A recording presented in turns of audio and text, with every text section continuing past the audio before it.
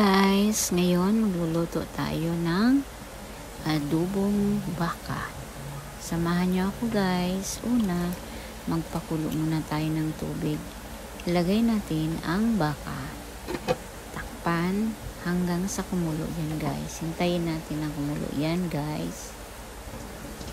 Yan, hintayin lang natin guys na kumulo mo siya.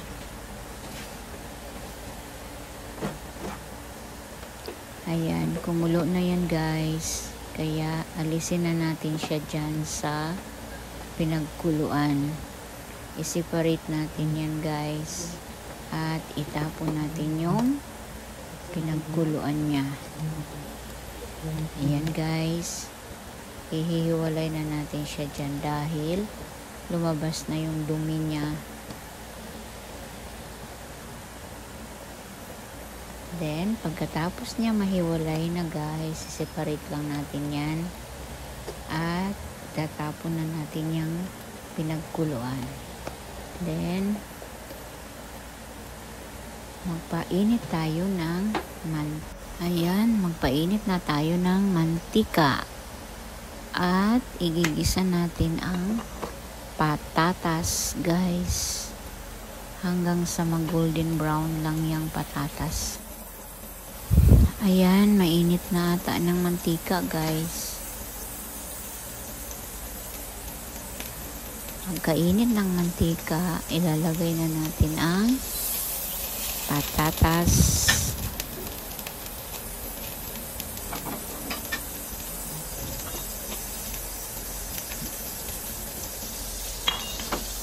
Ayan, ilalagay na natin ang patatas guys. Hintayin lang natin na iba yung kulay niya. Mix lang guys. At pag medyo iba ng kulay niya guys, sisiparate lang natin siya. Saka tayo magigisa ng bawang, sibuyas at kamatis. Ayan, tinanggal ko na siya sa kawali guys. Ayan, magisa na tayo ng bawang.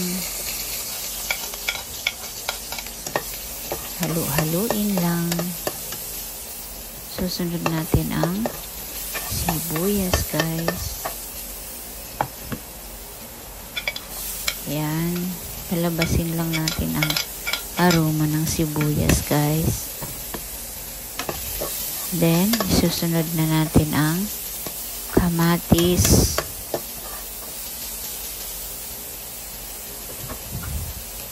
Ayan, mga palanglang.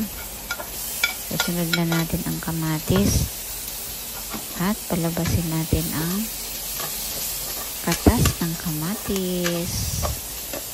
Para masarap ang lasa ng ating adobong baka. At lalagay na natin yung baka na pinakuluan natin kanina.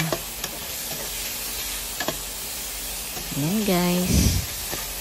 Halo-halo lang guys pag may time. Char.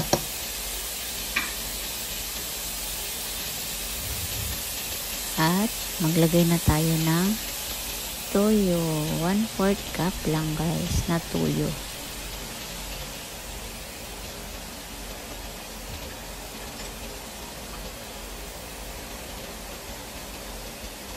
Maglalagay na din ako ng pamintang buo. Ayan mga palanglang. At takpan na yan. Ilang minuto lang. Mikos-mikos ulit natin.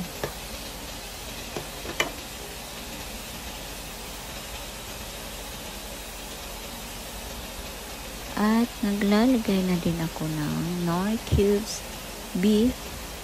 Knorr cubes. Bikini man. Ayan, naglagay na din ako ng tubig guys. Kasi alam niyo naman ang baka guys. matagal palambutin. Kaya ayan guys.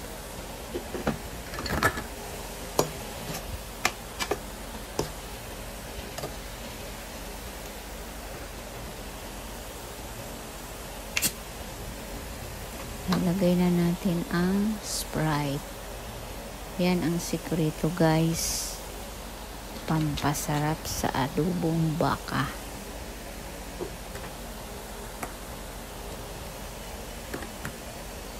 At pakuluin na natin yan guys hanggang sa lumambot yung baka. Yan yung sikreto guys. Pag natikman yung adobong baka ko guys, naku, mapaparami kayo ng kanin guys. Ayan, lalagay na din ako ng dahon ng laurel,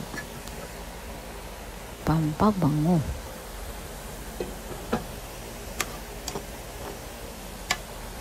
Ayan, halu-haluin lang po natin at hintayin natin na lumambot ang baka. Ayan, nilagay ko muna ang oyster sauce. Isa pa yun guys, sinagdala ng pampasarap ang oyster sauce. Bacon naman.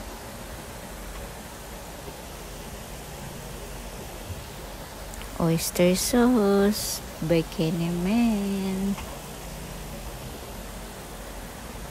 Ayan, naglagay na din ako ng suka.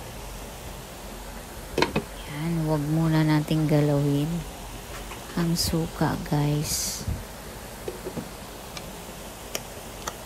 Ayan, tinesting natin kung malambot na guys.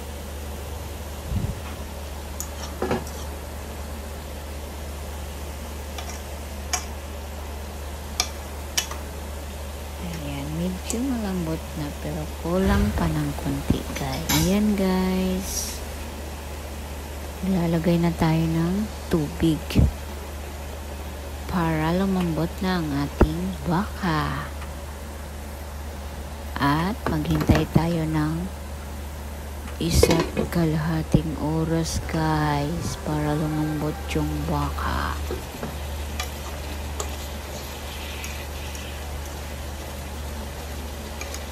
Ayan, chinek ko na kung malambot na, medyo hindi pa ata. Kulang pa guys yung lambot. Ayan guys, medyo malambot na siya. Kaya ilagay na natin ang pinirito natin kaninang patatas. Isabay ang atsal guys. Ayan guys. Mix lang po natin. At hayaan na muna natin na lumambot na rin yung patatas.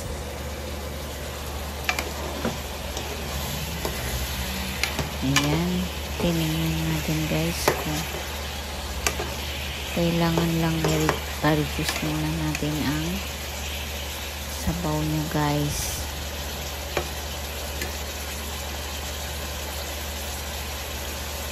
Ayos na guys, pwede na, kainan na.